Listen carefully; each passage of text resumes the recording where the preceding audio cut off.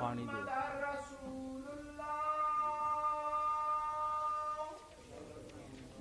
محمد رسول اللہ صلی اللہ علیہ وسلم اشہد ان محمد رسول اللہ تھوڑا دے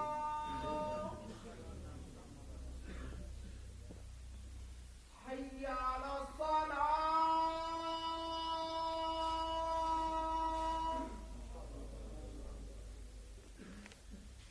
حی علی الصلاۃ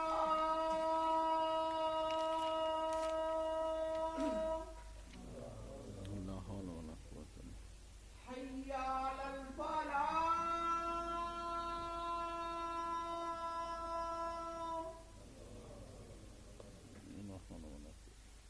حی علی الفلاح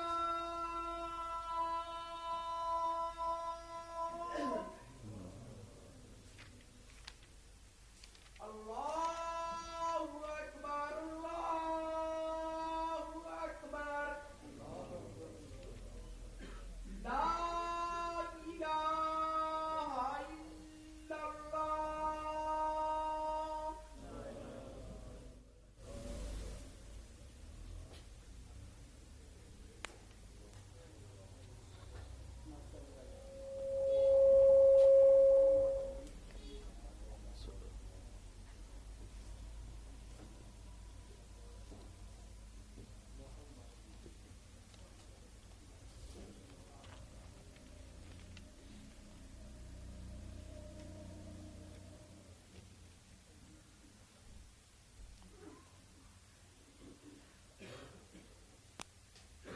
نحمدہ ونصلی علی رسولہ الکریم اما بعد فاعوذ باللہ من الشیطان الرجیم بسم اللہ الرحمن الرحیم فاسألوا اہل الذکر ان کنتم لا تعلمون۔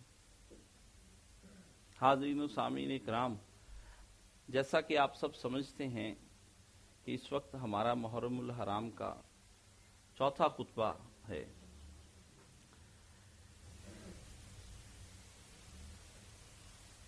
جرمنی میں ایک مفکر ہوا ہے، اس کا نام ہے نیتشے۔ 1844 میں یہ پیدا ہوا، بڑا کٹر قسم کا عیسائی تھا، اور اس نے 24 سال کی عمر میں شوپن ہاور کا فلسفہ پڑھنا شروع کر دیا۔ جوان طالب علم کی جو لوگ تعلیم سے غرض رکھتے ہیں انہیں فلسفہ بڑا اٹریکٹ کرتا ہے، فلسفیانہ باتیں بڑی اٹریکٹ کرتی ہیں۔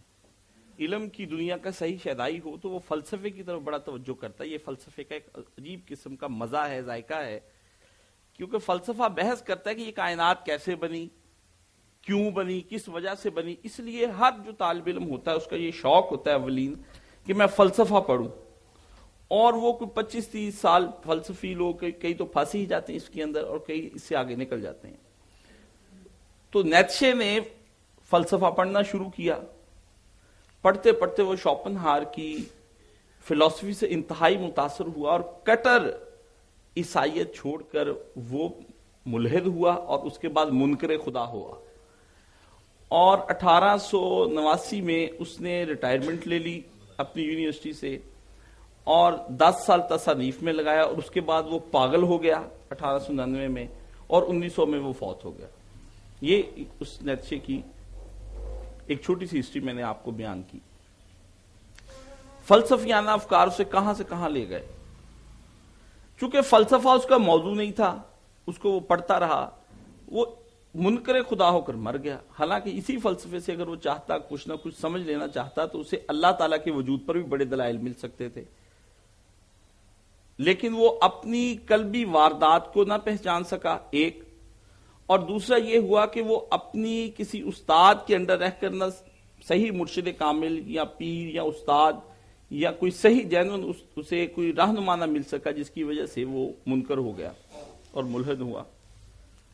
نتائج صحیح نہ اخذ کر سکا وہ، جب نتائج صحیح اخذ نہیں ہوتے، بعض اوقات بالکل صحیح تعلیم چل رہی، نتائج صحیح اخذ کرنے کا مادہ نہیں ہوتا، تو وہ نتائج غلط ثابت ہوئے، جس کے سے کہاں تک لے گی اس کی یہ فلسفیانہ، کیونکہ وہ اس فن کا ماہر نہیں تھا، اسے چاہیے تھا کچھ اور پڑھتا، یہ ریاضی حساب پڑھ کے اپنی زندگی پوری کرتا جیسے تھا وہ۔ یہی حال ہمارے ہاں بھی ہے۔ اور اقبال نے پھر اپنی ایک نظم کہی، جس کا بڑا وہ مشہور شعر آپ پڑھتے رہتے ہیں کہ خودی کو کر بلند اتنا کہ ہر تقدیر سے پہلے خدا بندے سے خود پوچھے بتا تیری رضا کیا ہے. تو اقبال نے پھر اقبال بھی چونکہ فلسفہ پڑھے ہوئے تھے تو اقبال نے اس کو ہٹ کیا اپنی اسی غزل کے اندر.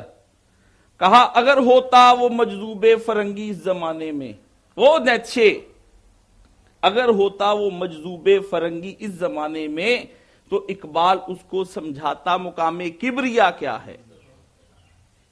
کہتا میرے پاس ہوتا تو میں اسے سمجھاتا کہ دماغ میں سے کیسے چیز کو اخذ کیا جاتا ہے، فلسفیانہ افکار کو کیسے لائن وائز کھڑا کر دیا جاتا ہے اور نتیجہ کیسے نکالا جاتا ہے. اسی طرح ہمارے ہاں بھی یہی کچھ ہو رہا ہے. آدمی کوئی کام بھی دنیا کا کرنے لگے تو سب سے پہلے یہ دیکھنا چاہیے کہ کیا یہ آدمی اس کام کی اہلیت رکھتا ہے، صلاحیت رکھتا ہے. پہلے یہ دیکھنا چاہیے کام اور شخص کی اہلیت آپس میں مطابقت رکھتی ہیں، اور جس کے سپرد کام کیا جا رہا ہے کیا اس کے اندر وہ صلاحیت ہے، اہلیت ہے کہ یہ اس کام کو سنبھال لے گا. مثلا اگر آپ ڈاکٹر سے کہیں کہ یہ دروازے بنا دو تو اس کے ساتھ بے انصافی ہے. آپ نائی سے کہیں یہ دیوار بنا دو، یہ اس کے ساتھ بے انصافی ہے. وکیل سے کہیں یہ وائرنگ کر دو، یہ بے انصافی ہے. ڈرائیور سے کہیں ایک اچھا شیف بن کر ایک اچھا کھانا بنا دو، تو یہ بے انصافی ہوگی. وہ نہیں کر سکے گا یہ کام. کیوں؟ وہ اس کے اندر یہ صلاحیت نہیں ہے، یہ اہلیت نہیں ہے. جس کا کام اسی کو ساجے اور کرے تو ٹھنگا باجے. اسی طرح یہ دین اسلام بھی ہے. جب آپ اس دین کو کسی ایسے نیم حکیم یا نیم ملا کے حوالے کر دیتے ہیں تو پھر وہ دین کا بیڑا غرق ہی کرتا ہے، دین کے ساتھ کوئی انصاف نہیں کر پاتا. اس میں کوئی شبہ کی بات نہیں کہ آپ وکیل سے کہیں کچھ بنا دو، وہ کھانے میں کچھ ایسا بنا دے اجزاء تو سارے ملا لے گا، لیکن اس کا ایسا حلیہ بگاڑ کر پیش کرے گا کہ آپ جو ہی منہ میں چکھیں گے اسے تھوک دیں گے. اس طرح ہو سکتا ہے. آپ نائی سے کہیں دیوار کھڑی کر دو، وہ کچھ نہ کچھ دیوار کا کچھ نہ کوئی اینٹیں اوپر نیچے رکھنے کی کوشش کرے گا، لیکن مضبوط دیوار نہیں بنائے گا. کسی دن آپ چھت کے نیچے بیٹھیں گے، وہ دیوار آپ پر آ رہے گی، سارا مسئلہ ختم ہو جائے گا. یا پھر آپ کسی ڈاکٹر سے کہیں دروازے بنا دو، بیچارہ وہاں سے لکڑی لا کر کچھ توڑنے پھوڑنے کی کوشش کرے گا، لکڑی کا بھی نقصان، آپ کا وقت بھی ضائع. یہی وہ ملا یا یہی وہ مولوی صاحب یا وہ لوگ جو دین کو پڑھتے ہیں، اس کا حشر بھی وہ جو نیم حکیم یا نیم ملا جو ہوتے ہیں یا نیم علماء ہوتے ہیں جن کے اندر صلاحیت اور اہلیت نہیں ہوتی، جب وہ کسی کام کو ہاتھ ڈالتے ہیں وہ کام کو تباہ و برباد کر کے رکھ دیتے ہیں. یہ ایک مصیبت ہے. ہوا کیا ان دنوں میں میرے پاس ایک رسالہ آتا ہے جماعت اسلامی کا، اس کا نام ہے فرائیڈے اسپیشل. مصیبت یہ ہے کہ یہ تبصرے بھی اب مجھے ہی کرنے ہیں. کبھی اس پہ مولانا صاحب رحمۃ اللہ علیہ فرمایا کرتے تبصرے اس طرح کی. فرائیڈے اسپیشل ہے 15 تا 21 نومبر 2013، 16 محرم 1435 ہجری. اس میں ایک ملک نواز اوان صاحب ہیں، میری ان سے ملاقات ان سے ہے، بات چیت ہوتی رہتی فون پہ. تو وہ کتابوں کے اوپر تبصرہ کرتے ہیں. تبصرہ وہ بڑی کتابوں کے اندر کرتے ہیں، لیکن بعض اوقات مجھے پھر بعد میں اندازہ ہوتا ہے کہ ان کی تبصرہ کی ہوئی کتابیں میں خرید لیتا ہوں کبھی کبھار. بعد میں مجھے اندازہ ہوتا ہے کہ یہ آدمی مبصر جو ہے نا بڑا غلط قسم کا ہے. اس نے صرف یہی رکھا ہوا ہے کہ تبصرہ کر کے کتاب کے اندر رسالے کے اندر بھرتی کرنی ہے. اس کا وہ جو گوشہ ہے نا کتابوں والا وہ بھرتی کرنا ہے. چاہے کتاب کسی قسم کی آ جائے، پڑھوں یا نہ پڑھوں، اس کو سرسری سے اس کی شروع میں دیکھی فہرست، اور فہرست پڑھنے کے بعد دیکھا کہ اس کے اندر یہ چیزیں ہیں، وہ لکھ لی دائیں بائیں سے. پوری کتاب نہیں پڑھتے. نتیجہ کتاب آئی جناب سیرت حسین رضی اللہ تعالیٰ عنہ ما سانحہ کربلا. یہ مولانا حکیم محمد ادریس فاروقی صاحب ہیں. بتاتے ہیں کہ جامعہ سلفیہ میں بھی پڑھے ہیں، بڑے لمبے چوڑے اساتذہ کی ان کی فہرست بنائی کہ یہ فلاں فلاں صاحب سے پڑھے ہیں، فلاں صاحب سے پڑھے ہیں. پہلا ایک صفحہ تو انہوں نے ان کی تعریف میں لگا دیا، پورا ایک صفحہ. اس میں لکھا کہ یہ جو سیرت حسین یہ کتاب بڑی خوبی کی ہے، اور اس میں خوبی یہ ہے کہ مستند واقعات پر مبنی ہے. صحابہ اور اہل بیت رضی اللہ عنہما دونوں کی فضیلت کا خیال رکھا گیا ہے. اس میں پھر یہ لکھا کہ اس کے اتنے باب ہیں. اس میں یہ بھی لکھتے ہیں کہ 7واں باب میں حادثہ کربلا کے بنیادی مجرم اور یزید کا تاثر و تعسف، یہ ایک مضمون باندھا ہے. کتاب میں نے خرید لی، میں نے کہا کتاب بھی خرید لیتے ہیں، سیرت حسین۔ فوری طور پر یوں ہی میں نے اسے پڑھا انٹرنیٹ پر، میں نے اسے کہا یار کتاب ابھی نکال دو، مکتبہ اسلامیہ سے مل جائے گی۔ میں نے کہا کتاب، ایک آدمی کو کہا کہ کتاب آج شام تک پہنچنی چاہیے، کتاب دیکھنی۔ میں نے کہ اس نے کیا ایسا لکھ دیا آخر مولانا نے کہ جسے پڑھنے کے بعد اس نے اتنا تبصرہ کر دیا کہ مستند واقعات ہوں گے اور اس میں یہ ہو۔ اب کی بار جو شکاری آیا ہے اس کے پاس جال نیا ہے، حربے نئے ہیں، طریقے نئے ہیں۔ کتاب پڑھنے کے بعد یہ سمجھا جگہ جگہ سے نسب پھوٹ پھوٹ کے نکل رہا ہے، نام امام حسین کا، سیرت امام حسین کی، سب باتیں۔ کربلا کا واقعہ بھی بیان ویسے ہی کرتا ہے جیسے میں نے آپ کو کیا ہے کہ عمر ابن سعد نے یہ ہوا، امام حسین کو گھیر لیا گیا، واقعہ بھی سارا بیان کرتا ہے۔ نتائج اس کے اندر سے بڑے عجیب و غریب نکالتا ہے۔ نتائج ایسے ہیں، قائرین یوں سمجھ لیں کہ ہم یزید کا دفاع نہیں کرتے بلکہ صحابہ رسول کا دفاع کرتے ہیں۔ یزید کا دفاع ہم پر فرض ہے، نہ واجب، نہ موقت، نہ مستحب، صرف حقائق سے آگاہی ہماری اصلی غایت ہے، کیونکہ صحابہ و اہل بیت کو مورد الزام ٹھہرا کر مجرمین کے کٹہرے میں کھڑے کر دینا ہمیں گوارا ہے، نہ برداشت، نہ یہ ہمارے لائق ہے، نہ شایان شان۔ یہ ان کا صفحہ 242 ہے۔ اور پھر انہوں نے کہا اگر یزید کو پلید باور کرایا جائے تو اس کی تائید کرنے والوں کو پھر کیا کہیں گے آپ، جو اس کی حق میں دلائل دیتے ہیں آپ اسے کیا کہیں گے؟ پوری کتاب کا اس نے یہ نکالا کہ جو کچھ کیا عمر ابن سعد نے خود کیا، عمر ابن سعد نے، اور ابن زیاد نے کیا، شمر نے کیا، یزید کا اس میں کوئی قصور نہیں ہے۔ اور جگہ جگہ حوالے دیتے جاتے ہیں کہ جناب اس کے لیے آپ البدایہ والنہایہ دیکھیں ابن کثیر کی، اس کے اندر انہوں نے یہ لکھا ہے، کہیں آپ دکھائیں کہ یزید کے نے کوئی حکم دیا ہو امام حسین کے قتل کا۔ یہ ایک شہر میں مولوی صاحب بھی ایک دفعہ تقریر کر رہے تھے، پکڑ لیے میں نے کہا آپ نے کتنی تاریخیں پڑھی؟ اجی میں نے ساری پڑھی۔ میں نے کہا اس میں سے آپ کو کہیں نہیں ملا؟ کہ نہیں، میں یہی تمہارے جھوٹ کی پہلی علامت ہے۔ اخبار الطوال پڑھی ہوتی تمہیں تو پتا ہوتا، اس کے اندر تو واضح حکم ہے کہ قتل کر کے حسین کو بھیجو میرے پاس، اگر یہ بیعت نہیں دیتا تو چھوڑو، تم نے تو وہ پڑھی نہیں۔ میں نے کہا نہ تم نے دیکھی۔ اب یہ دیکھیں اسے کہیں نظر، کہتا مجھے تاریخ میں کہیں نہیں نظر آیا، اور کتاب میں جگہ جگہ البدایہ والنہایہ کے حوالے، جگہ جگہ اتنے حوالے ہیں کہ آپ تصور کریں گے یار یہ یزید کے بارے میں اتنا اس سے پڑھ رکھا ہے۔ یہ میرے سامنے البدایہ والنہایہ 8ویں جلد۔ یزید نے خط لکھا ولید بن عتبہ کے نام کہ حضرت میر معاویہ جو ہے نا ان کی وفات ہو گئی ہے اور وہ اللہ کے پاس چلے گئے، اور اس نے ساتھ ایک چھوٹا سا ورق اوپر لکھا، اس نے ایک ورق جو چوہے کے کان کی طرح تھا ولید بن عتبہ کو لکھا، کہا اما بعد، حسین، عبداللہ ابن عمر، عبداللہ ابن زبیر کو بیعت کے لیے سختی سے پکڑو اور اس میں کسی قسم کی نرمی نہ برتنا حتیٰ کہ وہ بیعت کر لیں۔ کسی قسم کی فلا رخصت، کسی قسم کی رخصت نہیں دینی انہیں، کوئی حالات تمہیں ہو جائیں تمہیں وہ برکیف تمہیں سنانے پڑیں گے۔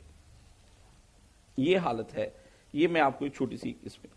اب آپ یہ دیکھیں کہ یہ جو رسالہ ہے یہ جماعت اسلامی کا رسالہ ہے، فرائیڈے اسپیشل، تبصرہ کرنے والا بھی جماعت کا آدمی ہے، اور اس نے کہا کہ اس نے اس کی موقف کی تائید کی کہ یزید کا تعصف، یزید رویا، اور جماعت اسلامی والے مولانا کیا کہتے ہیں وہ بھی آپ سن لیں۔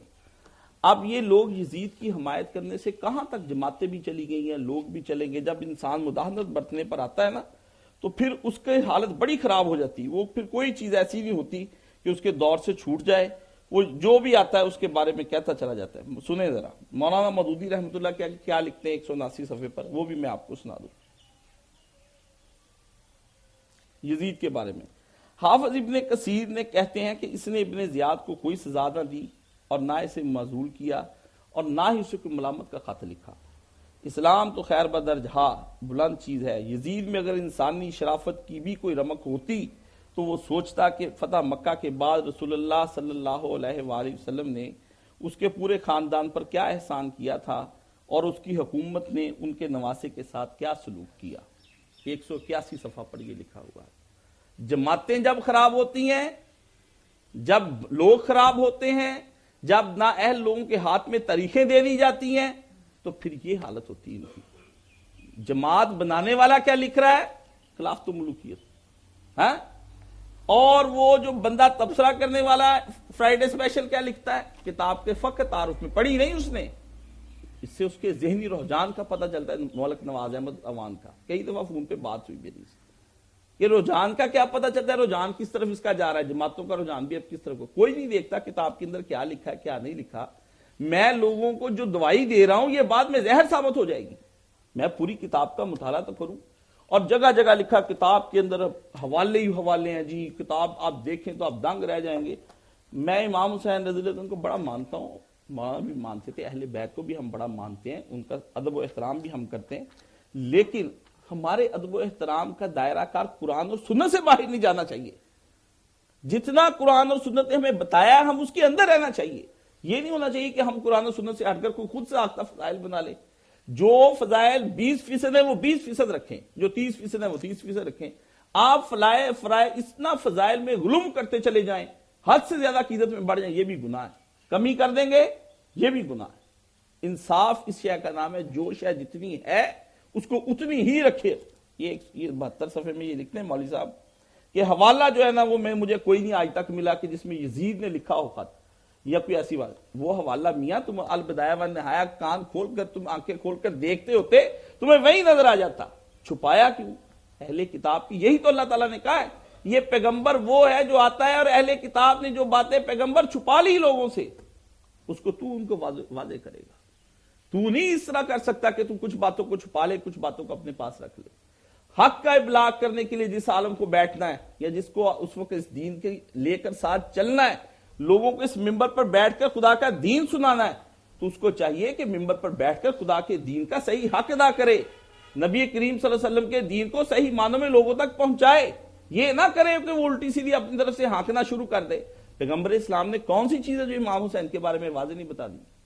ہر چیز نبی صلی اللہ علیہ وسلم نے لوگوں کے سامنے کھول کھول کر بیان کی کہ یہ میرا بیٹا ہوگا، وہ اس طریقے سے کربلا میں شہید ہو جائے گا. بعد میں حضور صلی اللہ علیہ وسلم نے عباس کو ملے خواب میں کہ یہ بچہ آپ کا اس طرح شہید کر دیا گیا. حضور عالم ارواح میں تڑپے ہیں، مسلمانوں کے سامنے سارے کام ہوئے ہیں، لیکن یہ ہے کہ مولوی جو ہے چھپائی جاتے ہیں. اور جب یہ اس کا حال ہوتا، یہ مجھے بعد میں میرے پتا کہ یہ مولانا ادریس فروقی صاحب زندہ ہیں، یہ کہاں ہے؟ میں انہیں ملتا اور بڑے بڑے گروؤں کو ملا ہوں، یہ مجھے کہیں ملتے نا تو پھر میں سے بتاتا کہ اگر ہوتا وہ مجذوب فرنگ اس زمانے میں تو اقبال اس کو سمجھاتا مقام کبریا کیا ہے. یہ مولوی مجھے ملتا نا، میں اس کو بتاتا کہ مولوی صاحب جو باتیں تمہیں نہیں سمجھ میں آتی میرے پاس بیٹھو، میں تمہیں بتاتا ہوں کہ حسین کا مقام کیا ہے، وہ کس طریقے سے سمجھ تمہاری سمجھ میں کیسے آئے. بے عمل آدمی کی شکل میں حسین سمجھ میں آ جائے گی؟ ناممکن چیز. بے عمل آدمی جتنا بھی ہوتا ہے وہ اس کو تو امام حسین ہضم ہی نہیں ہوتا. اسے پتا ہے کہ نکل کر خان کاہوں سے ادا کر رسم شبیری، کہ فقر خان کا ہی ہے فقط اندوہ دلگیری.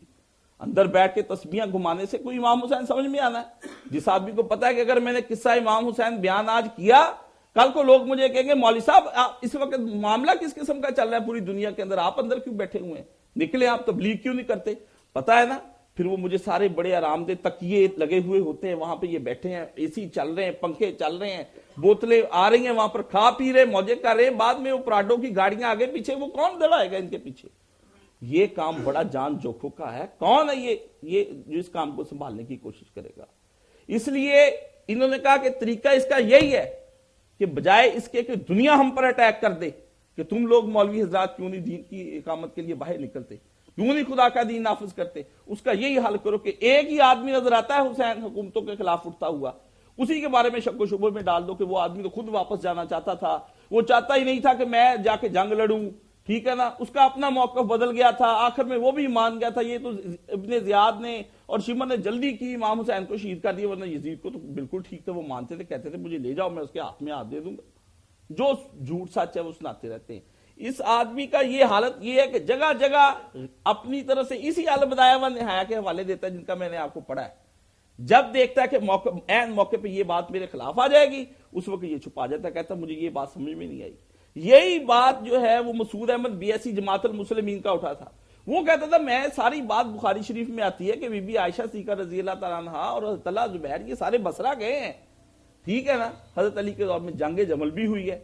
مجھے سمجھ میں نہیں آتا یہ لوگ بصرہ کیا لینے گئے، چونکہ وہ تاریخ کہتا ہے میں تاریخ کو نہیں مانوں گا، ٹھیک ہے، تاریخ اخذ کرنے کا دماغ نہیں تھا نا اس کا.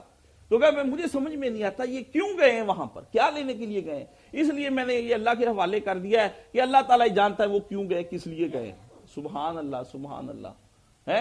ایک آدمی ایک شہر سے دوسرے شہر ہجرت کر جاتا ہے، وہاں جا کے تلواریں لیتے ہیں، اس کو کہتا ہے خلیفہ تو حضرت علی تھے، اگر حضرت علی خلیفہ تھے تو انہوں نے بغاوت کیوں کی.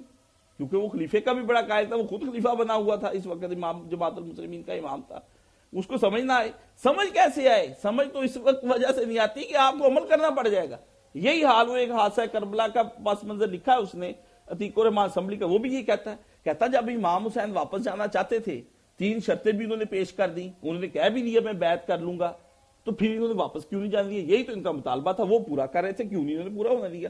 پھر جنگ کیوں چھیڑی؟ کہتا مجھے اس کی سمجھ میں نہیں آتی، اس لیے چونکہ مشیت عزیز تھی پوری ہو گئی. اس طرح کر کے یہ جان چھڑاتے مولوی. بھائی جب تم اس طرح کر کے جان چھڑاؤ گے تو یہی کچھ ہوگا. ایران کے اندر جو ایک بہت بڑے آیت اللہ گزرے ہیں، ان کا نام ہے آیت اللہ شہید مرتضی مطہری.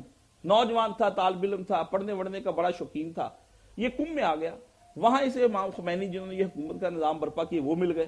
وہ کوئی نہیں تھے، وہ اندر بیٹھتے تھے، لوگوں کو اس وقت دین کی تبلیغ کرتے، حکومت وقت کے خلاف بڑی باتیں کرتے تھے کہ نہیں حکومت. اس نے جب ساری باتیں استاد کی سنی، اس نے کہا استاد جی آپ باتیں تو ساری سناتے ہیں لیکن حکومت وقت کے خلاف نہیں اٹھتے. اگر آپ کی ساری باتیں سچی ہیں، آپ یہ جذبہ رکھتے ہیں تو نکلیں پھر اس آدمی کے بارے میں جو آدمی شاہ اس وقت ہم پہ مسلط ہو گیا.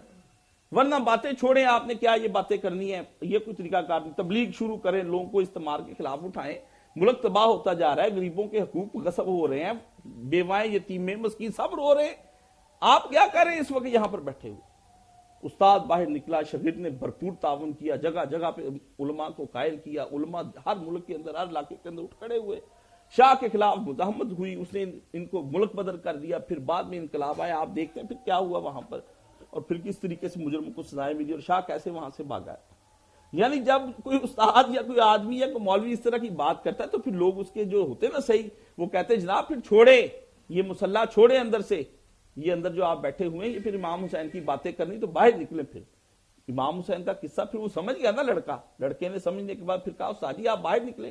جب لوگ دین کو نہیں سمجھتے یا دین کے بارے میں نہیں ان کو کوئی غور و فکر ہوتا یا دین کے بارے میں نہیں ان کو کسی چیز کے بارے میں علم ہوتا تو پھر وہ یہی باتیں کرتے ہیں. اب اس کا سن لیں. کہتا میں نے جگہ جگہ پہ حوالے دیے ہیں، آپ دیکھیں گے وہ ساری جتنی چیزیں ہیں وہ جناب با حوالہ ہوں گی. میں نے کہا میں وہ با حوالہ تمہارا سارا دیکھ لیتا ہوں کہ تم نے کس کس قسم کے حوالہ دیکھنے کی عادت ہے ہمیں. میں تو مولانا صاحب اللہ رحمت گری کے رحمت کرے، میں تو جمعہ پڑھنے کے بعد پھر ان کے پاس بیٹھ جاتا تھا. میں مولوی صاحب حوالہ بھی دکھائیں، بحث بھی کرے. جب تک میرا ذہن نہیں مطمئن ہو جاتا میں آپ کے ساتھ اسی بات پہ اپنے لگا رہوں گا. مجھے ذہن کے اطمینان چاہیے، ٹھیک ہے. میں عوام کی طرح کا رد عمل نہیں کروں گا. ہم نے بھی اپنا آپ جو آپ کے پیچھے لگایا ہوا اس وجہ سے لگایا کہ بات سمجھ میں آئے. جب بات ہی سمجھ میں نہیں آنی آپ نے بھی چپ کر کے بٹھا دینا ہے. تو پھر یہ تو وہ بھی بڑے فراخ دل تھے. وہ کہتے تھے بھائی یہ تم لوگ چونکہ سیکھتے ہو، سیکھنے والے کے لیے چیز موجود ہے، اس کی راہ اس کی ڈائریکشن متعین کرنا مجھ پہ فرض ہے. انہوں نے پھر ہمیں متعین کی. یہ دیکھیں ایک جگہ لکھتا ہے کہ سیدنا حسین کے حلق کو رسول اللہ صلی اللہ علیہ وسلم کا چومنا اور فرمانا کہ یہ میرے بیٹے کا گلا کاٹا جائے گا، یہ سب روایتیں ایک خانہ ساز افسانے سے زیادہ وقت نہیں رکھتی. نہ حدیث و آثار یا سیرت کی کتابوں میں اس کا کہیں ذکر نہیں ملتا. ٹھیک ہے، بڑی بات ہے. کہتا ہے یہ صفحہ 72 پہ اس سے یہ ساری باتیں لکھی. میں نے کہا اچھا جی آپ نے یہ ساری باتیں لکھی ہیں، ٹھیک ہے ہم آپ کی باتوں کو مانتے ہیں. ایک جگہ لکھتے ہیں کہ وہ امام حسین جو تھے وہ کبھی کبھی ٹھیکریوں اور کنکروں سے کھیلتے تھے. ایک بار 2 لڑکوں سے دوڑ کا مقابلہ ہوا، سیدنا علی نے روک لیا. انہوں نے کہا ابا جان آپ نے ہمیں روک لیا. فرمایا ہم اللہ کے سپاہی بن سکیں.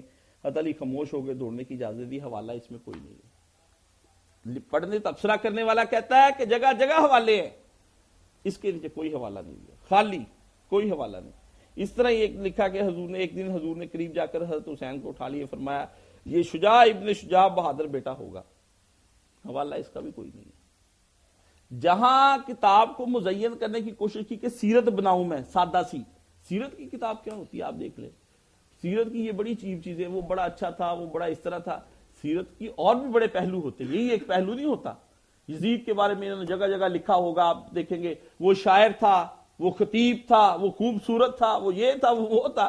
میں نے کہا اس کا حکومت سے کیا تعلق ہے؟ ایک آدمی شاعر نہیں ہے. حضرت ابوبکر صدیق کوئی شاعر نہیں تھے، خطیب نہیں تھے، ہیں جی کہ وہ خطیب تھا کتابت کی رنگ جماتا تھا، کچھ نہیں. اس کی ضرورت کیا ایک خلیفے کو کے لیے شاعر ہونا اور خطیب ہونا ضروری ہے؟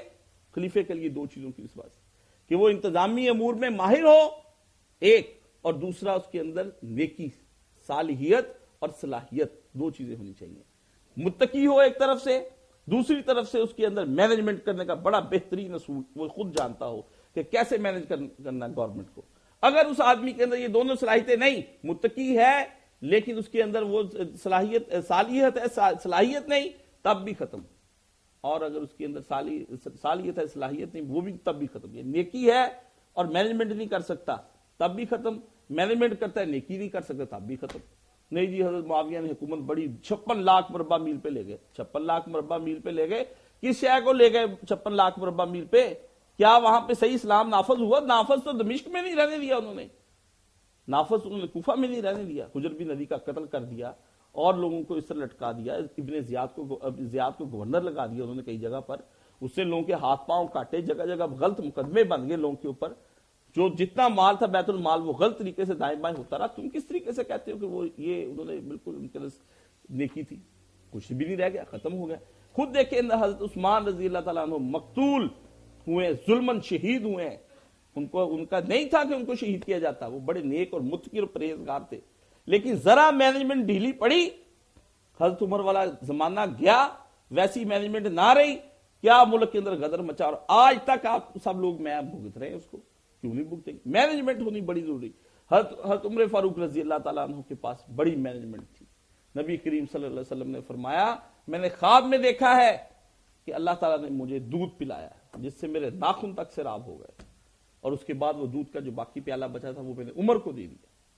صحیح حدیث ہے بخاری شریف کی. حضرت عمر نے پھر وہ پیالہ پی لیا. آپ دیکھتے ہیں پھر حضرت عمر کے دور میں 12 سال کے دور میں حضرت عمر فاروق رضی اللہ تعالیٰ نے جو دور فاروقی اس وقت لوگوں کو یاد کرایا، اور پھر وہ آج تک دنیا کے لیے مثال بن گیا. گاندھی جیسا بندہ مثالیں دیتا ہے کہ اگر حکومت کرنی عمر کی طرح کرو. فخر والا لباس پہنا ہوا ہے اس آدمی نے، ٹھیک ہے نا، بیٹے کے ہاتھ میں خربوزہ دیکھ لیتا ہے، کہتا ہے خربوزہ کہاں سے آیا تمہارے پاس سے، دکھاؤ مجھے خربوزہ. اس نے کہا جی، انہوں نے کہا جب تک سب لوگ کے بچے خربوزہ نہیں کھائیں گے عمر کا بیٹا بھی نہیں کھائے گا. ٹھیک ہے نا. نبی صلی اللہ علیہ وسلم کے نواسوں کے وظیفے بڑھا دیے. کہا اس کے نواسے بڑھا دیے وظیفہ. ابا جان آپ نے حسنین کا ہمارا کم کر دیا. کہا اپنے باپ کی دیکھ شان اور ان کے باپ کی شان دیکھ. اس کا باپ کس کام میں، اس کا باپ کس فضیلت کا مالک ہے، تیرا باپ کس فضیلت کا.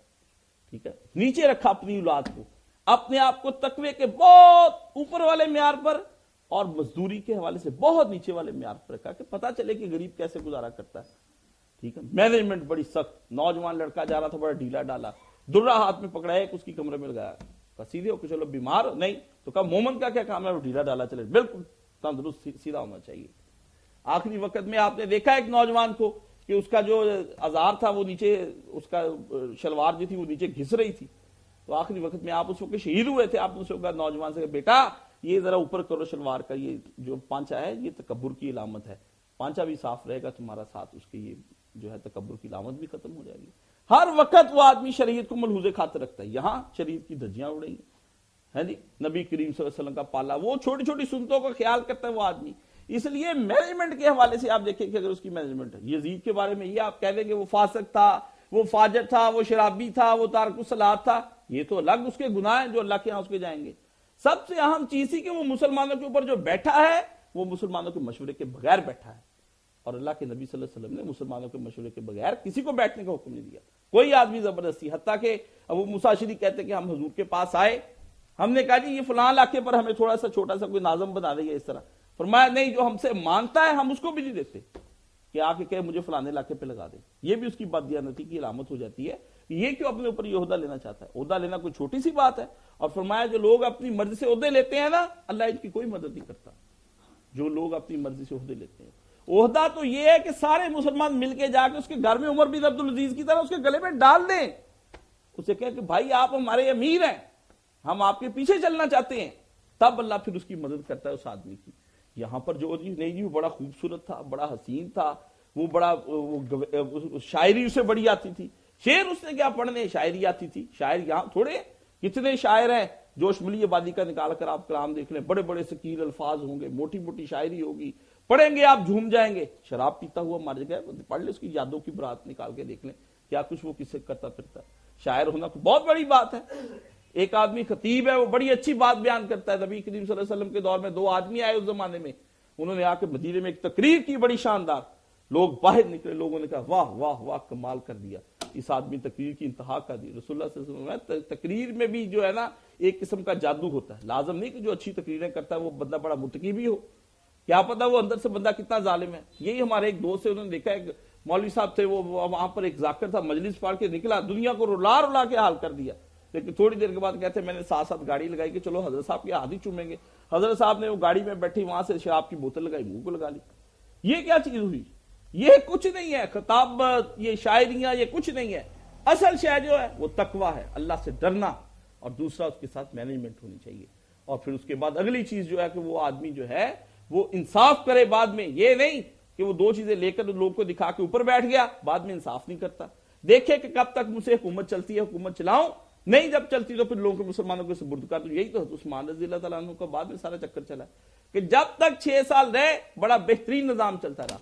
जब वो जरा ढीले पड़े, लोगों ने उसी वक्त उनके ढीलेपन से, उनके सेक्रेटरी ने, मरवान ने, और नीचे वाला जितना तबका था सारे उनके ढीलेपन से, जरा सी गफलत पे जो उनकी है वो जनाब उन्होंने अपना पर पुर्जे निकाल लिए, लोगों के साथ बेइंसाफियां करनी शुरू कर दी। नतीजा था हजरत उस्मान रज़ी अल्लाह तआला पे सारा नज़लान गिरा। सारे बंदों ने हजरत उस्मान का रुख कर लिया कि इनको दूर करो। हजरत उस्मान उनकी बात सुनते थे, वो रिश्तेदार भी थे, वो कहते थे कि यार ये बातें सच कहते हैं कि वो लोग कहते, उनको कहते नहीं जी ये लोग तो खामखा आपके खिलाफ है, हजरत साहब ये तो बिल्कुल आपके खिलाफ बगावत करना चाह रहे हैं, आप बिल्कुल ठीक है। लोगों ने कहा नहीं उस्मान माजूल हो जाओ। जब देखें कि अब माजूलियत चाहिए तो फिर वो माजूल भी हो, छोड़ दे। जब मुसलमान ही नहीं चाहते उसको, तो क्या जरूरत है उसको खामखा मुसलमान पे मुसल्लत होने की। जब देखे ना एक आदमी, मैं ही मिंबर पे बैठा हूं, जब आप मुझे सुनना ही नहीं चाहते तो क्या जरूरत है मुझे आपको सुनाने की, छोड़ के अपने अलग हो जाऊं, क्या इस मेमोरी से मैंने लेना है। यही बात आपको समझाने की कि ये लोग ये कहता है मुझे समझ में नहीं आती, और फिर खुद हालत ये है समझ में सारा कुछ ही आता है इन लोगों की, अंदर जो है ना, अंदर जो चीजें वो बड़ी खराबी की करती। क्या लिखता है 207 सफे पे, यजीद की जानशीनी और बैत। बाद अहबाब जहाद कुस्तंतीनिया में यजीद की इमारत को तस्लीम नहीं करते, क्योंकि वो अगर इस जहाद में यजीद की शिरकत को तस्लीम कर लें तो यजीद का मगफूरुन लाहू होना मानना पड़ता है, और उन्हें ये शदीद नागवार बल्कि इसकी बर्दाश्त से भी बाहर है। मगर क्या किया जाए, इस सिलसिले में सही और सरी हदीस नबवी मौजूद है जो शारहीन हदीस के नजदीक ठीक यजीद पर चस्पा होती है। वो हदीस असहुल कुतुब सही बुखारी में है, जिसमें हज़रत सल्लल्लाहु अलैहि वसल्लम ने फरमाया, और मेरी उम्मत का पहला लश्कर जो कैसर के दारुल हुकूमत कुस्तंतीनिया पर चढ़ाई करेगा वो बख्शा हुआ होगा। हजूर ने फरमाया बिस्मिल्लाह, हम मानते हैं, चले हदीस के अंदर और बड़ी नकारतें कभी बयान करेंगे, तुम्हारी बात ही मानते हैं। अव्वल जैशिन, हजूर ने कहा था पहला लश्कर जो जाएगा, पहले लश्कर में दिखाओ यजीद था। हाफिज जुबैर अली ज़ई साहब ने इस मौलवी साहब के जिंदा होते हुए ये छापा अपने अल हदीस के अंदर, अल्लाह ताला उन्हें गरीक रहमत करे, उन्होंने उस वक्त लिखा कि यजीद उस लश्कर में नहीं शामिल था। ये तो 43 हिजरी में पहला लश्कर गया, तहजीब तहजीब निकालो, अबू दाऊद की रवायत निकालो, हजरत अब्दुर्रहमान बिन खालिद बिन वलीद वो लश्कर के ऊपर थे, वो लेकर गए लश्कर उस जमाने में। यजीद नहीं था उसके अंदर, नहीं, क्योंकि लश्कर बेशुमार गए यजीद के, वहां पर बहुत कुस्तंतीनिया पे चढ़ाई की, सुल्तान मोहम्मद फातेह के दौर में जाके ये फतह हुआ है, तो उस लश्कर में एक में यजीद भी शामिल था। कहा हुजूर ने पहला लश्कर होगा, पहले में ये था नहीं, ठीक है ना। लोग कहते हैं वो यजीद हदीस पढ़ते। अब देखें, नाम नहीं लिया इस हदीस के अंदर अल्लाह के रसूल ने, कुछ भी नहीं कहा, यही कहा अल्लाह के नबी ने कि जो लश्कर वहां पर चढ़ाई करेगा अल्लाह उनकी मगफरत फरमाए। लेकिन आप मुझे ये फरमाए, मगफरत उसकी भी अल्लाह के रसूल ने फरमाया कि जो आदमी रात को क्याम करे रमजान शरीफ के अंदर एहतिसाब और ईमान के साथ, अल्लाह ताला उसके अगले पिछले गुनाह माफ कर देता है। जो रोजे रखे अल्लाह ताला उसके गुनाह माफ कर देता है। ये जो हज पर लोग जाते हैं, हज करने के बाद बंदा वापस आता है, अल्लाह ताला उनके गुनाह माफ कर देता है सारे। वो ऐसे होता है जैसे बच्चा पैदा हो गया पहले दिन, तो फिर उसके बाद उसे छूट मिल जाती है कि वो जो चाहे करता फिरे, वो काबे को ढा दे, वो मदीना शरीफ को उजाड़ दे, वो नबी के नवासे को कत्ल कर दे, कुरान शरीफ को जला दे, बैतुल्लाह को आग लगा दे, उसको परवाना मिल गया। यार तुम अजीब बात करते हो। अगर मरफूरुल्लाह था भी वो फासिक फाजिर, तो मैं तुमसे ये पूछता हूं कि ये मुझे ये बताओ, वो पहले के गुनाह माफ हुए कि बाद वाले सारे माफ हो गए उसके?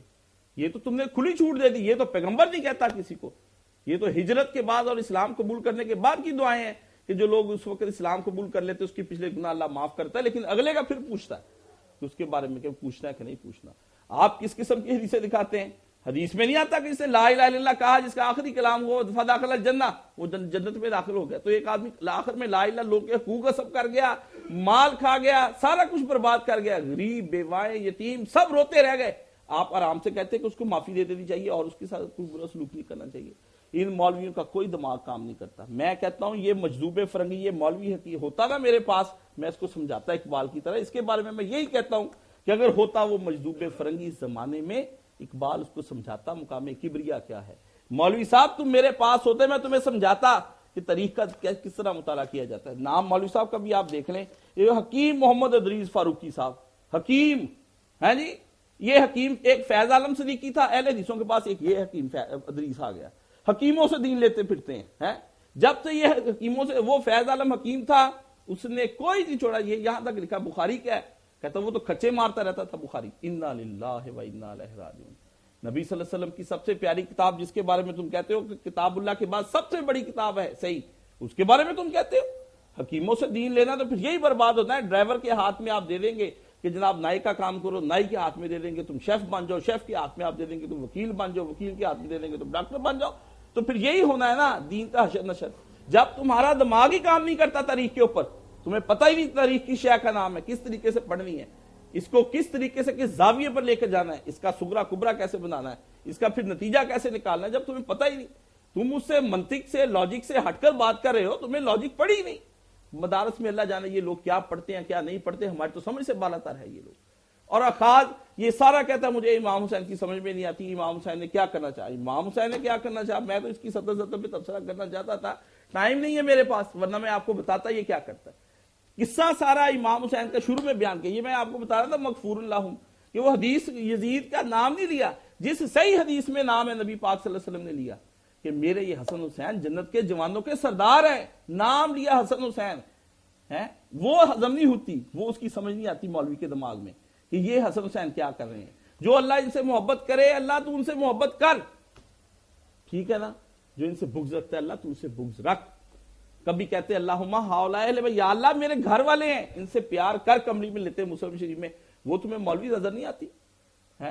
کہتا کربلا کا واقعہ ہے, مجھے سمجھ میں نہیں آتا یہ کربلا کا واقعہ کس طریقے سے پیش آ گیا. وہ جی ایک بندے نے کہا, حضرت عبداللہ ابن عمر نے عراقیوں سے پوچھا کہ مچھر مارنے کا کیا احرام کے اندر جو کفارہ ہے, تو انہوں نے کہا تم نے حسین ابن علی کو شہید کر دیا اور تم پوچھتے ہو کہ مچھر مارنے کا کفارہ کیا ہے. ٹھیک ہے تمہاری بات صحیح. کہتا ہے اس سے نکلا کہ وہ عراقیوں سے بات کر رہے تھے. انہوں نے کہا عراقی اس وقت تھے نا یزید کے ساتھ, ہر جگہ دو دو پارٹیاں ہوتی ہیں ہر ملک کے اندر. یعنی آپ دیکھتے ہیں فیصل آباد کے اندر مسلم لیگ بھی ہے, پیپلز پارٹی بھی, تحریک انصاف بھی, اور بڑی جماعتیں, ہر طرح کی. یزید کی بھی اپنی ایک پارٹی تھی حکومت کے خوش آمدی. اس نے الیکشن جب یہ لڑا ہے آپ دیکھیں اس میں کہاں پہ نہیں, پیپلز پارٹی کے مخالفین بھی تھے اور انہیں پتا تھا پیپلز پارٹی کا یہ دور کس قسم کا ہے, اچھا ہے یا برا وہ خود بہتر سمجھتے ہیں, ٹھیک ہے نا, لیکن وہ اس کی حمایت پھر بھی کرتے رہے. پتا سب کو تھا یزید جو ہے وہ غلط ہے, لیکن وہ پارٹیوں سے عہدے لیتے ہیں, کھاتے پیتے ہیں, ان کو کوئی فکر نہیں, آخرت بیچ دیتے ہیں وہ لوگ, ان کو کچھ نہیں. جو حق میں ہوتے ہیں وہ حق میں ہوتے ہیں. مشرف کے دور میں لوگوں نے اس کو ووٹ نہیں ڈالے, کہ کون سا آدمی ہے جو بولتا اس کا حشر ڈاکٹر عافیہ صدیقی کر دی اس نے, اور 35 بندے جو آپ کی عدالتیں آج تک ڈھونڈتی پھرتی ہیں, وہ کہاں بندے غائب کروا دیتے ہیں, بندے نظر نہیں آتے. جی بندے کیسے آپ کو نظر آ جائیں, بندے تم کو نظر نہیں آ سکتے مولوی صاحب. تم اس کو جس آنکھ سے دیکھ رہے ہو وہ آنکھ ہی غلط ہے, تم جس اینک کو اپنے اوپر آنکھ چڑھا کر دیکھ رہے وہ اینک ہی غلط ہے. تم نے بچشمے قرآن اور حدیث نہیں پڑھا, اس واقعے کو پڑھا ہوا ہوتا تمہیں پتا چلتا کہ یہ کیا ہے. آئیے میں آپ کو سناتا ہوں, حدیث صحیح ہے. اس پہ ایک صاحب نے لکھنے کی کوشش کی, اس وقت زبیر علی زئی نے دیکھا اسے. یہ مشکات شریف میرے پاس ہے نبی کریم صلی اللہ علیہ وسلم کی. ابن عباس رضی اللہ تعالیٰ عنہ بیان کرتے ہیں کہ ایک روز دوپہر کے وقت میں نے رسول اللہ صلی اللہ علیہ وسلم کو خواب میں دیکھا. آپ کے بال مبارک پرا گندہ, خود نہیں کیے حضور نے. لوگ کہتے جی, ایک صاحب نے کہا جی حضور نے بال بنا کرنے سے منع فرمایا, بال بکھیرنے سے. میں نے کہا بکھیرنے سے منع فرمایا, خود بکھر جائیں خود بخود ایسی حالت بدحواسی کی ہو جائے اس سے منع نہیں فرمایا. آدمی کے چہرے پہ خود مٹی پڑ جائے تو وہ جو ہے وہ ہم کیا روک سکتے ہیں اس کو, ڈسٹ اڑ رہی, مٹی اڑ رہی ہے, آدمی کے چہرے پہ پڑ گئی, ٹھیک ہے نا.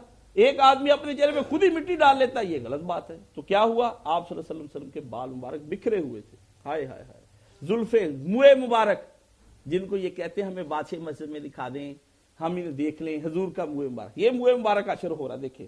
اور جسم غبار آلود تھا, نبی صلی اللہ علیہ وسلم کے بہت ڈسٹڈ سارا جسم. آپ کے ہاتھ میں ایک شیشی تھی جس میں خون تھا.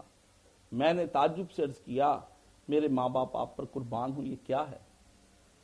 آپ نے جواب دیا یہ حسین اور اس کے رفقا کا خون ہے. رفقا ساتھ, یہ نہیں کہا کہ حسین اکیلا, رفقا اس کے ساتھی, ان کا خون تھا. اور میں آج صبح سے اس کو اٹھا رہا ہوں, اکٹھا کر رہا ہوں شیشی میں ڈال کے. ابن عباس کہتے ہیں میں نے اس تاریخ کو محفوظ رکھا مجھے معلوم ہوا کہ حسین ٹھیک اسی وقت قتل کیے گئے. باقی فی دلائل النبوہ و احمد الاخیر. یہ دیکھیں، اور یہ جو اس کا ترجمہ کیا میں نے نہیں کیا، یہ مولانا صادق خلیل صاحب ہیں، ان کی مشکات شریف ہے. یہ شیخ الحدیث ہے، اس جامعہ سلفیہ کے پچھلے سال فوت ہوئے، اور انہوں نے اس کے اندر کیا تبصرہ لکھا ہے، وضاحت. اس میں کوئی شک نہیں کہ حسین رضی اللہ تعالیٰ عنہ کو نہایت بے دردی اور شکافت قلبی سے قتل کرنا طریقہ اسلامی کا ایک خوفناک اور گھنونا باب ہے، جس نے مسلمانوں کے دلوں پر غم و اندوہ کے پہاڑ گرائے اور اسلامی معاشرے کو داغدار کیا. یہ بات یہ ہم سے کہتے ہیں کہ آپ یہ بات چھپائیں. مولوی صاحب جس مدرسے میں تم پڑھاتے ہو اسی مدرسے کے مولوی نے یہ لکھا ہے، حدیث بھی صحیح ہے، حافظ زبیر علی زئی نے بھی اس کو صحیح کہا. کس نے اس کو جھٹلایا؟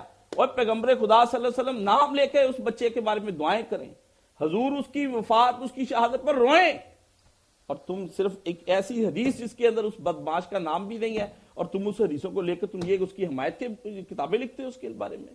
اور پھر کرتے کیا، سیرت حسین لکھتے پھرتے ہیں. سیرت حسین تم، یہ منہ اور مسور کی دال کہ تم لکھو سیرت حسین. کس قسم کی سیرت حسین لکھ کے لوگوں کو دکھانا چاہتے؟ ساری کتاب میں دیکھ لیں، کہتا مجھے سمجھ میں نہیں آتا یہ امام حسین وہاں جانا چاہتے تھے. یہ سارا کام اسی کا یزید کا کیا تھا، اس کا ابن زیاد کا. یزید تو بڑا اچھا تھا، اور یزید اچھا تھا. یزید نے بعد میں کسی ابن زیاد کو، عمر ابن سعد کو، یہ ان سب کو، شمر کو کوئی سزا دی؟ کوئی سزا نہیں دی اس نے کسی کو، کچھ بھی نہیں کہا. وہ کہتا پکڑ لیتا کہ نواسہ رسول کو شہید کر دیا، صحابی رسول کو شہید کر دیا. صحابہ کے عاشقوں، میں تم سے پوچھتا ہوں یہ بتاؤ نا کیوں اس نے سب کو پکڑا کہ ایک صحابی رسول کو شہید کر دیا؟ مروان کو صحابی رسول ثابت کرنے پر تلے ہوئے، اور یہ نبی صلی اللہ علیہ وسلم کے گھر کا پالا حسین، حضور کی گود کا پالا حسین، نبی صلی اللہ علیہ وسلم جس کو ذرا لڑکھڑاتا دیکھے تو ممبر چھوڑ کر جا کے اس کو پکڑ لیں. تم نے اسے کربلا کے اندر لڑکھڑاتا ہوا شہید کر دیا. ہاں 23,000 تلواریں ایک آدمی کی نوک گردن پہ رکھ کے اس کو جھکانے کی کوشش کرتے ہو، اور یہ بھی تمہیں پتا. سن لیں 3-4 چیزیں واقعے کو پڑھنے کے لیے، بار بار روز سوال نہیں ہوں گے، جواب نہیں ہوں گے. پہلی بات، امام حسین نے سب سے پہلا کام یہ کیا ہے کہ باطل کی حمایت نہیں کرنی کوئی بھی صورت ہو جائے. اس لیے اس کے لیے مدینہ چھوڑا، مکہ چھوڑا، کوفے کی رائے اختیار کر لی. ٹھیک ہے، کہا میں کسی بیعت نہیں کروں گا اس آدمی کی. ایک دوسرا اس واقعے کے اندر کا نقطہ یہ کہ میں خون ریزی سے اجتناب کروں گا. جب بھی مجھے کہیں گے نا کوئی لڑنے مرنے پر آ جائیں گے، میں خود تلوار نہیں اٹھاؤں گا کسی صورت میں بھی. اور تیسرا، طاغوت کی حمایت نہیں کروں گا. جو ہے نا ظالم بادشاہ، اس کی حمایت نہیں کرنی میں نے کہ تم لوگ سارے مل کے اس آدمی کے ہاتھ پہ بیعت کر لو، میں نے بھی کر لی تم بھی کر لو. ٹھیک ہے نا، یہ بھی کام نہیں کروں گا. چوتھا کہ جب مصیبت پڑ جائے، ظالم زبردستی کرے اور تم پہ تلوار لے کر مسلط ہو جائے، تو پھر حسین بھی تلوار نکال لے گا، اپنا بھی دفاع کرے گا، اپنا سر نہیں جھکنے دے گا، صبر و استقامت کے ساتھ. پھر کچھ ہو جائے جان دے دے گا، پھر پیچھے نہیں ہٹے گا. اتنی سی تو بات ہے. تمہیں آری سمجھ میں کیسے آئے مولوی صاحب؟ تمہاری سمجھ میں نہیں آ سکتا. تم کہتے مجھے اس کا یہ نہیں سمجھ آتا، مجھے وہ نہیں سمجھ آتا، مجھے اس بات کا جواب دیں، مجھے اس بات کا جواب دیں. میں تمہیں کس کس بات کا جواب دوں؟ تم زندہ ہوتے تو تمہیں سمجھاتا مقام حسین کیا ہے. ہوتا یہ مولوی اس زمانے میں تو کاشف اس کو سمجھاتا مقام حسین کیا ہے. اقبال نے تو کہا تھا نا کہ مقام کبریا کیا ہے. میں تمہیں بتاتا اس حسین کا مقام کیا ہے. کس کو تم، اور میں آپ کو کون سی بات کہوں، یزید کے پاس جب گیا اس نے فوری طور پر چلاکی کرتے ہوئے پہلا کام یہ کیا، اس نے کہا ابن مرجانہ پر لعنت، اس نے امام حسین کے بارے میں بڑی جلدی کی، اس پہ ڈال دیا جلدی سے. اس کو اس نے حکم دیا ابن زیاد کو کہ جاؤ جا کے خانہ کعبہ کو بھی گراؤ اور مسجد نبی کو ویران کر دو. اس نے کہا واللہ اس فاسق کے لیے میں 2 گناہ اکٹھے نہیں کر سکتا، ایک نواسہ رسول کو بھی شہید کروں، دوسرا حرمین پر چڑھائی کر دوں. اس نے اس پہ ڈال دیا. اور پھر بعد میں کیا کیا، اس نے عمر بن سعد کو خط لکھا تھا کہ حسین اگر مانتے ہیں تو ٹھیک ہے، ورنہ قتل کر کے ان کو میرے پاس بھیجو. اس وقت اس نے یہ سوچا کہ قتل کرو اور میرے پاس بھیج دو. اس وقت خط لکھا اس نے. بعد میں وہ خط جب مختار آیا، جس کا قصہ میں نے پچھلی دفعہ سنا، اس کے اب دماغ میں آ گئی کہ اس نے تو اصل قاتل پکڑنے، میں کہہ دوں گا میں تو شامل ہی نہیں تھا، یہ تو عمر بن سعد نے خود کیا. اسی کے اندر پڑا ہے وہ خط لکھا ہوا، اسی تاریخ ابن کثیر کے اندر یہ نکالے نہ بتایا ہوا نہ اس کو سمجھ میں آئے. اس نے اسی وقت عمر ابن سعد کو خط لکھا. اس نے کہا مجھے وہ خط نکال کے دے. ابن زیاد کہتا جو میں نے تمہیں لکھا تھا حسین کے بارے میں. اس نے کہا وہ خط میرے پاس نہیں ہے. اس نے کہا خط تجھے دینا پڑے گا. اس نے کہا خط میرے پاس نہیں ہے. پھر کہا خط تجھے دینا پڑے گا، نکال خط کہاں پر ہے.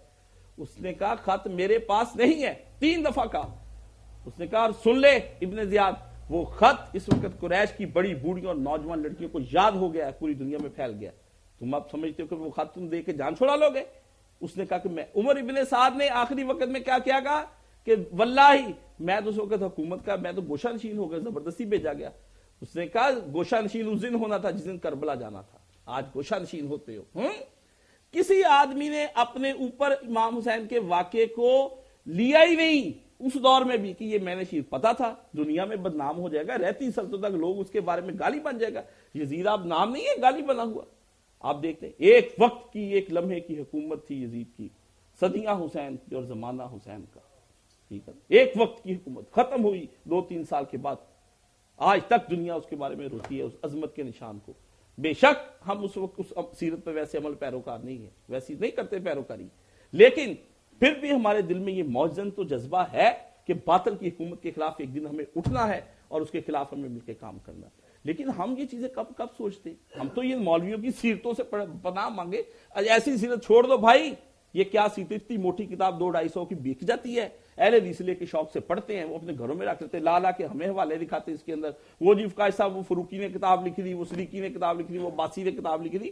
فروقی صدیقی ہے باسیوں کو چاہے علوی کے پیچھے لگے جو حسین ابن علی نے اس وقت کیا ہے، یہ صحیح حدیثیں بھول جاتی ہیں، بھاگ کے تاریخ کی طرف جاتے ہیں۔ تاریخ ہر ایک آدمی کے پڑھنے کا کام نہیں، میں آپ کو بھی کہہ دوں، جو آیا رتبہ آپ پڑھتے ہیں، آپ کو جو چاہتا ہے آپ کے ہیرو کو تباہ کر کے رکھ دیتا ہے۔ شیعوں کا یہی کام ہے، حضرت عمر نے کوئی اچھے کام کیے نا وہ حضرت عمر کے خلاف ہوئے رہیں گے ہر وقت، یہ گروہ جس نے اچھا کام کیا اس کے خلاف ہو جائے گا، حضرت عمر نے یہ کام کیا، اچھا کام کوئی نہیں بتانا ان کا۔ پھر اورنگزیب عالمگیر نے آپ کے ملک کے اندر نظام فتاوی عالمگیری بنا کے نافذ کیا، باپ کو جیل کے اندر دیا، بھائیوں کو قتل کیا، اسلام کو نافذ کر دیا اس نے۔ آپ کو کہیں گے نہیں جی وہ اورنگزیب عالمگیر نے زبردستی حکومت کی، کیا نہ کرتا، پورے ملک میں ہندوازم پھیل رہا تھا اکبر سے لے کر بعد تک، وہ کیوں نہ روکتا اس کو، ٹھیک ہے۔ قائد اعظم کے خلاف ہو جائیں گے، قائد اعظم جو تھا اسے پاکستان ٹھیک نہیں لیا آپ کے لیے، اسے غلط کیا آپ کے لیے، جو ہیرو کام کا ہوگا نا سارے اس کے خلاف ہو جائیں گے۔ یہ دیکھ لیں، یہ آپ کو پہلا میں آپ کو بتا رہا نکتہ، اپنے ہیروز کو یاد رکھیں، آپ کو پتا ہو کہ کون ہے۔ امام حسین پہلا آدمی جو سکھاتا ہے کہ باطل کی حکومت اگر گھر کے اندر پیدا ہو جائے، مسلمان کہلوانے والی ہو، داڑیاں رکھی ہوں اس نے، یزید یہ بے داڑیاں نہیں تھا، یزید کی بڑی داڑھی تھی، ٹھیک ہے نا، بڑی ٹوپیاں جبے واک باپ ہے، عربی بولتا تھا وہ آپ کی طرح، وہ یہ نہیں تھا کہ وہ ہندی فارسی بولتا تھا، راجہ اشوک کا کوئی رشتہ دار تھا، نہیں، وہ اسی گھر میں پیدا ہوا، سارا کچھ ہوگا، آپ کو اس کے خلاف اٹھنے مداحنت ہوگی، آپ کہیں گے یار یہ تو متقی صورت ہے، صورت اس کی دیکھ کے آپ رہ جائیں گے،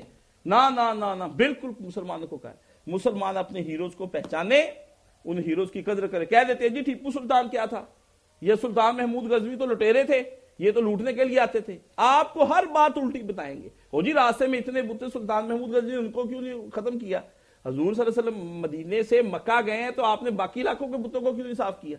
نہیں، مرکز کے جو بت تھا سومناتھ کا اس کو گرایا، باقی خود سب گر جائیں گے وہ، ٹھیک ہے نا۔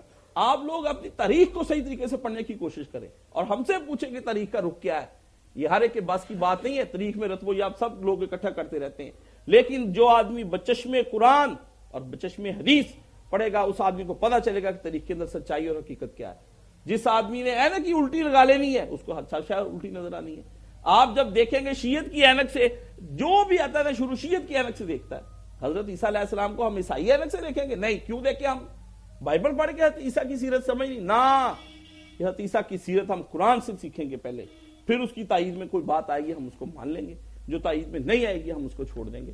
حضرت موسیٰ علیہ السلام کی سیرت ہم نے پڑھنی بائبل سے، بائبل تو بہت ساری غلطیوں سے بری پڑی ہے، وہاں دکھا دیتے ہیں کہ پیغمبروں نے اپنے بچیوں کے ساتھ زنا کیا ہے، ہم ادھر سے دیکھ کے پڑھیں گے، وہ بھی تاریخ ہی ہے نہ قرآن۔ اسی طرح نبی صلی اللہ علیہ وسلم کی حدیث سے پتہ چلے گا کہ یہ حسین کو حضور نے جنت کے جوانوں کے سردار کیوں کہا، نبی صلی اللہ علیہ وسلم نے کیوں کہا کہ بچہ تو وہاں پہ کربلا کے میدان کے اندر جا کے اس بریاب عبداللہ بشت الفرات، حضرت علی کے الفاظ ہیں کہ فرات کے کنارے پر تم اس وقت صبر کرنا، حضور صلی اللہ علیہ وسلم کیوں روئے ہیں احادیث کے اندر آپ دیکھتے ہیں، ٹھیک ہے نا۔ آپ کو یہ پھر یہ تینوں چیزوں کو سامنے رکھے، اب پڑھے حسین، پھر آپ کو سمجھ میں آئے گا کہ کربلا کا مارکا کیا ہے، آپ کے نزدیک کیا ہے۔ آپ تو یہ سمجھتے ہیں کہ نہیں وہاں پر کچھ نہیں ہوا تھا جی، حدود اسلامی ویسے ہی تھی، ویسے اتنے لاکھ مربع میل، میں کہتا ہوں لاکھوں مربع میل جس پہ کفر کا نظام ہو اور باطل کا نظام ہو، بہتر اس سے یہ کہ ایک بالشت جگہ مل جائے جہاں پہ اللہ کا نظام قائم ہو، مسلمان وہاں پہ رہ لے گا، تنگی میں رہ لے گا، بھوک میں رہ لے گا۔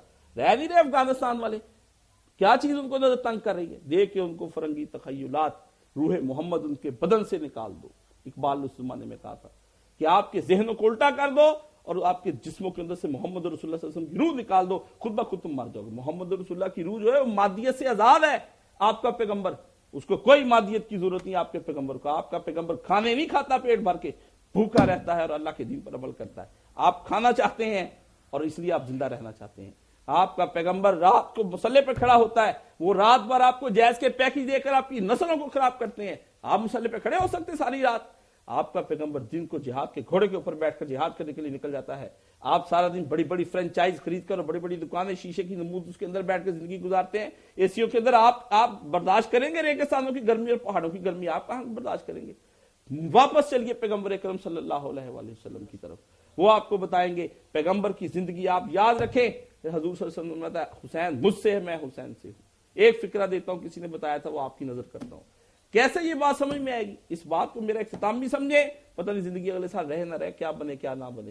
مولانا کی موت کے بعد مجھے بھی اس طرح سے لگتا ہے، کبھی پتہ نہیں کس وقت ہم نے سوئے نہیں اٹھنا، کون سی رات ایسی آ جانی ہے کہ صبح ہمارا بھی اعلان ہو جانا ہے۔ امام حسین کا سمجھ میں آتا ہے کہ نبی صلی اللہ علیہ وسلم کی زندگی ساری اور 60 ہجری کی کربلا تک یہ حضور سمجھ میں آتے ہیں کہ الحسین منی، حسین مجھ سے ہے، یہ تو سمجھ میں آتا ہے۔ ایک روحانی نقطہ ہے کہ حضور کربلا سے پہلے کی ساری داستان، امام حسین سے پہلے کی شہادت کی ساری داستان وہ حسین و منی سے ہے۔ وَأَنَا مِنَ الْحُسَيْنِ، یہ حضور کی امام حسین کی شہادت سے لے کر آج تک کا سارا واقعہ۔ حضور نے کہا پھر میں حسین کی شکل میں زندہ رہوں گا ایک وقت، حسین میری وجہ سے زندہ ہے پہلے، حسین کی وجہ سے میں زندہ رہوں گا پھر حضور زندہ رہے۔ کیسے؟ کہ آپ کے نبی نے شہادت کا چاہا کہ میں شہید ہونا چاہتا ہوں۔ حضور صلی اللہ علیہ وسلم شہید نہیں ہو سکے، 3 دفعہ خواہش فرمائی۔ پھر وہ جو حسین نے کہا نا حسین و منی، حسین شہید ہوا تو پھر حضور کی اللہ نے وہ خواہش بھی پوری کر دی کہ تو چونکہ حسین سے ہے، گویا حسین شہید ہوا ہے تو گویا تو ہی شہید ہوگا پیغمبر۔ آپ کے پیغمبر نے اپنے گھرانے سے جان دیا، آپ سے کسی سے نہیں مانگی، کسی صحابی سے جان نہیں مانگی آپ نے۔ پھر یہ اس کا اور ایک الٹا ہے، کہتا ہے وہ جو بعد میں توا بون اٹھے تھے وہ بڑے کوفی تھے، کوفی لا یوفی، کوفیوں کے اندر کوئی وفا نہیں تھی، تو نے وہ توا بون پڑے ہوتے تو تیری عقل کام میں آتی نا مولوی۔ توا بن سلیمان بن سورت صحابی رسول تھے رضی اللہ تعالیٰ عنہ، صحابی جلیل نبیل فاضل۔ ابن کثیر نے اس کے بارے میں امام ذہبی نے لکھے یہ الفاظ اعلام النبلاء میں کہ وہ بلند مرتبے کا صحابی تھا، وہ اٹھا امام حسین کے توبہ۔ ان سب کو تو بند کر دیا گیا تھا اپنے گھروں کے اندر، سیکیورٹی لگا دی گئی، تالے، جیلیں، جو اس وقت ہوتا ہے وہی اس وقت ہوتا تھا۔ کیا اس زمانے میں جیلیں نہیں تھی، زنجیریں نہیں تھی، کوڑے نہیں تھے، تلواریں نہیں تھی، کچھ بھی نہیں تھا؟ حکومت ایسے ہی بیٹھا وہ کر رہا تھا۔ ہزاروں کی 23,000 کی فوج کربلا اکیلے کو بھیج دیتا ہے، وہ جو 4,000 آدمی، جو 72 آدمی کے لیے بھیج سکتا ہے 23,000 کی فوج، وہ 4,000 جو آدمی بعد میں نکلا ہے اس کے لیے اس نے کتنے لاکھ فوج کو اس وقت بھیج دیا ہوگا؟ ٹھیک ہے، ٹرینڈ فوجیں ان لوگوں کے پاس ہوتی ہیں۔ تو عزیزان محترم، اس طرح کی سیرتوں سے معافی مانگے۔ کوئی یہ سیرتیں نہیں ہیں، میں آپ کو بتا دوں، یہ کوئی نہیں، یہ شکاریوں کے نئے جال ہیں، نئے طریقے سے پساتے سناتے کربلا کا واقعہ ہے، ایسے ہی سنایا جیسے میں نے آپ کو سنایا، لیکن نتائج اخذ کرتے ہیں کہ نہیں یزید کو کچھ نہیں تھا، وہ بالکل ٹھیک تھا، اس آدمی کے بارے میں کچھ نہیں کہنا چاہیے۔ یزید کو کیوں؟ وہ حدیث ایک ہماری بخاری شریف کی ہے، نہ وہ بخاری شریف کی حدیث مولوی کو سمجھ میں آئی، اور مولوی صاحب 30-40 سال تم رہے جامعہ سلفیہ میں، کاش بخاری کھول کے پڑھ تو لیتے، پتہ نہیں پڑھی ہے، پڑھ کے بس سوئے گزر جاتے، تحقیق نہیں کرتے، نہیں کتابیں پڑھتے۔ اس لیے یہ دین ان لوگوں کے حوالے نہ کریں۔ میں آپ کو بتاتا ہوں ان لوگوں کی حالت بڑی خراب ہوتی ہے، یہ ان کا جو ساری زندگی یہ وہ بچے ہوتے ہیں، یہ مولوی صاحب جن کو زبردستی ان کے ماں باپ نا مدرسوں میں ڈال دیتے ہیں، وہ وہاں پہ رہتے ہیں، پڑھتے پڑھاتے زور زبردستی، وہاں پہ دیکھتے ہیں خطیبوں کو، ان کے پاس ہوتی گنے، وہ جناب آتے ہیں بڑے ٹھاٹ باٹ سے گاڑیوں کے اندر آتے ہیں، ان کو پھر دل چاہتا ہے کہ ہمارے بھی ایسے ٹھاٹ باٹ بنے ہوں، ان کو وہ نبی پاک والی آیت ان کی ساری نہیں نظر آتی، ٹھیک ہے نا؟ ان بچوں کے ذہن میں ہوتا ہے کہ ہم بھی وہ دنیا کمائیں گے، بلے یہ تو دین جو خدا کا سیکھنا ہے یہ دنیا کمانے کے لیے نہیں، یہ تو اپنی دنیا گوانے کے لیے ہے سارا، ٹھیک ہے نا؟ ایک آدمی مجھ سے پوچھتا تھا قائد صاحب اسلام کا معاشی نظام کیا ہے؟ میں نے کہا ایک حضرت صاحب کے بارے میں نے پڑھا تھا، انہوں نے کہا اسلام کا معاشی نظام جو ہے وہ بھوک ہے، بھوکے رہو، یہ نہیں کہ ہر وقت دعائیں کریں رزق ہی بڑھتا جائے، رزق ہی بڑھتا جائے، اتنا بڑھ جائے کہ میں اس کی یاشیاں کرتے کرتے KFC کھاتے کھاتے مر جاؤں اور اسی کے اندر دب جاؤں اور بعد میں مجھے ہسپتال میں لوگ اٹھاتے پھریں، ٹھیک ہے؟ نہیں، بھوک روزے رکھوائے آپ کے پیغمبر نے، اپنے پیٹ پر پتھر باندھے آپ کے پیغمبر نے، کئی دن پیغمبر کے گھر میں کھانا نہیں پکتا آپ کے پیغمبر نے۔ فاقہ کشی سے پہلا قدم جو ہے تزکیہ نفس کی طرف وہ فاقہ کشی ہے، جس آدمی نے فاقہ کشی کرنی نہ سیکھی، جو چیز آئی ہڑپ کر ہی جا رہا ہے، وہ لذتوں اور ذائقوں میں پڑ گیا ہے، اب وہ آدمی کبھی بھی کسی صورت میں اسلام کی طرف راغب ہونا مشکل ہو جائے گا اس کے لیے۔ بھوک، یہ فیشن، یہ دولت، یہ مادیت، اس سے پرہیز کریں۔ دولت لے بیٹھی ہے آپ کو، دولت ہر وقت رزق کی یا رزاقو یا رزاقو یا رزاقو، اور بھائی یا توابو بھی پڑھو، رو اللہ کے نزدیک، اللہ میرے گناہ بڑھتے جاتے ہیں دن بہ دن، میں نے بچوں کو گھر میں کیبل لگوا کے دی ہے، میرے گناہ بڑھتے چلے جاتے ہیں، یا اللہ اللہ مجھے بخش لے، میرے بچے میری بات نہیں مانتے۔ تو اللہ تعالی ہمیں صحیح دینی علم حاصل کرنے کی توفیق عطا فرمائے اور اس پر عمل کرنے کی توفیق عطا فرمائے۔ وآخر دعوانا الحمدللہ رب العالمین۔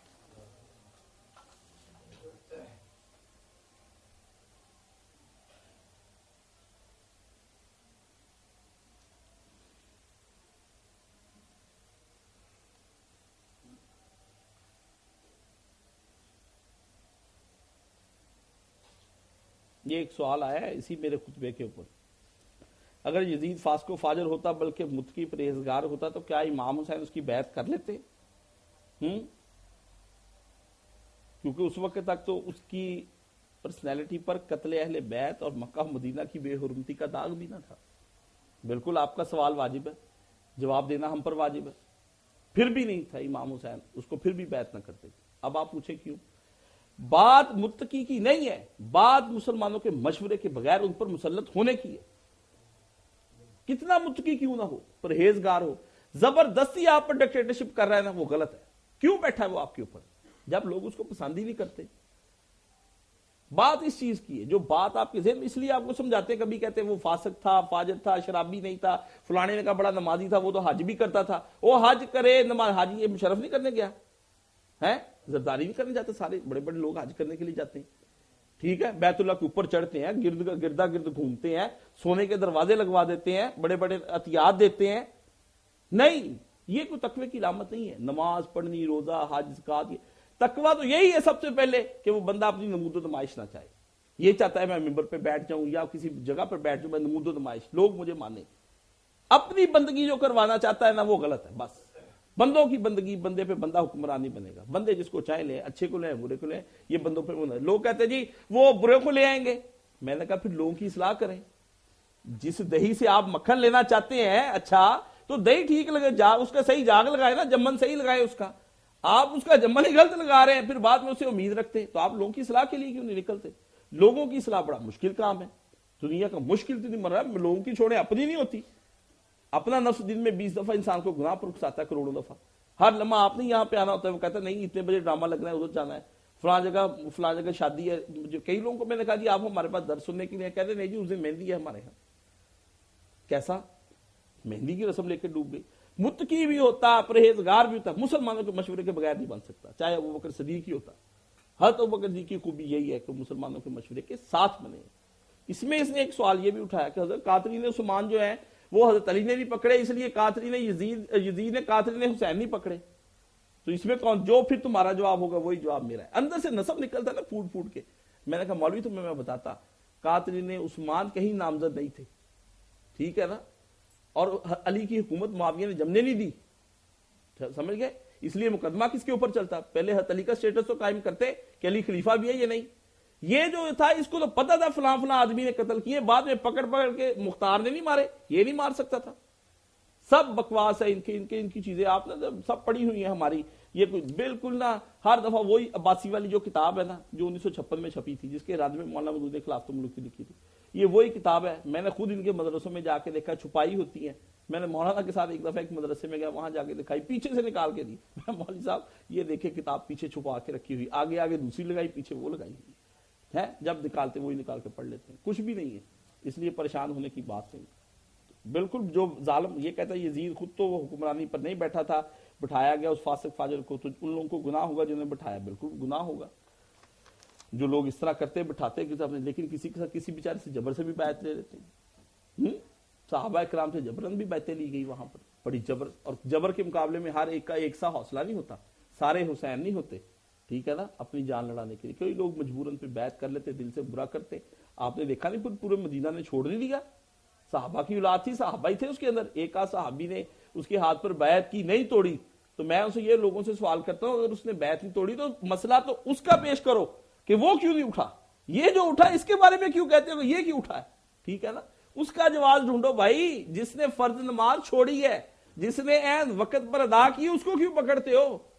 اس کا عذر کوئی ڈھونڈو کہ وہ بیمار ہوگا، وہ گھر میں ہوگا، اس کو کوئی وجہ ہوگی اس کے اندر ہمت نہیں ہوگی، اس کا ڈھونڈو عذر. حسین کا عذر کیوں ڈھونڈتے پھرتے؟ حسین تو کھڑا ہوا، اسے وقت پر نماز ادا کر دی جو ادا تھی، اور پیش کر دی ساری دنیا کے سامنے، بال بچہ مروا دیا. اس نے کہا کوئی بات نہیں. ماہ نامہ عفت شان رسالت نمبر 2 ماہ بعد کے بعد پرنٹ ہوا ہے. ہر گھر میں کتابوں کی طرح لائبریری میں رکھنا ضروری، تاکہ گھر والے اسے پڑھیں. سائز اس کا بڑا ہے، قیمت 90 روپے، قاری فقیر اللہ سے حاصل کریں. لے کر جایا کریں. آپ شان رسالت کچھ پڑھیں جو اس وقت آپ کے نبی کی شان گھٹ رہی ہے. ہر طرح سے گھٹا رہے ہیں، کبھی حسین کے ذریعے سے، کبھی خاکے بنا کر، کبھی کچھ. تو یہ سارے نمبر میں نے بھی پچھلے دنوں سیارہ ڈائجسٹ کے سارے نمبر دوبارہ خریدے ہیں 600-700 روپے لگا کے. بڑے اچھے تھے، قرآن نمبر، حدیث نمبر، وہ سارے ہونے چاہیے آپ کی لائبریری میں، تاکہ وقتاً فوقتاً یہ آسان فہم دین ہے، آپ سمجھا کریں ان کو پڑھنے کے لیے. بچیوں کے لیے اچھی چیز ہے جناب. اللہم صلی علی محمد و علی محمد.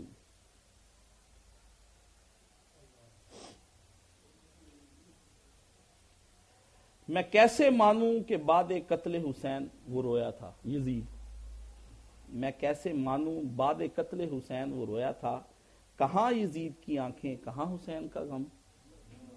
بدبخت رویا کہاں پر تھا جو جھوٹی سچی روایتیں رونے رلانے کی صلاح الدین یوسف کے سامنے پیش کی. اس وقت بھی وہ کہتا تھا ہاں ہے تو ساری جھوٹی، رویا تھا. اللہم صلی علی محمد وعلی آل محمد کما صلیت علی ابراہیم وعلی آل ابراہیم انک حمید مجید. اللہم بارک علی محمد وعلی آل محمد کما بارکت علی ابراہیم وعلی آل ابراہیم انک حمید مجید. اللہم اشف کل مریض، اللہم رد کل غریب، اللہم اغفر لنا کل مدین، اللہم اصلح کل فاسد من امور المسلمین، اللہم اغفر للمؤمنین والمؤمنات والمسلمین والمسلمات الاحیاء منہم والاموات. ان اللہ یامر بالعدل والاحسان وایتاء ذی القربى وینہی عن الفحشاء والمنکر والبغی یعظکم لعلکم تذکرون. حضرات کسی صاحب کے پاس کوئی سوال ہو تو بعد میں یہاں بیٹھ جائیں، مجھے ایک جنازہ پڑھنے جانا ہے، پھر میں یہیں پر آؤں گا، کیونکہ آج اس موضوع کو کلوز کرنا ہے، تو پھر انشاءاللہ اگلی دفعہ کچھ اور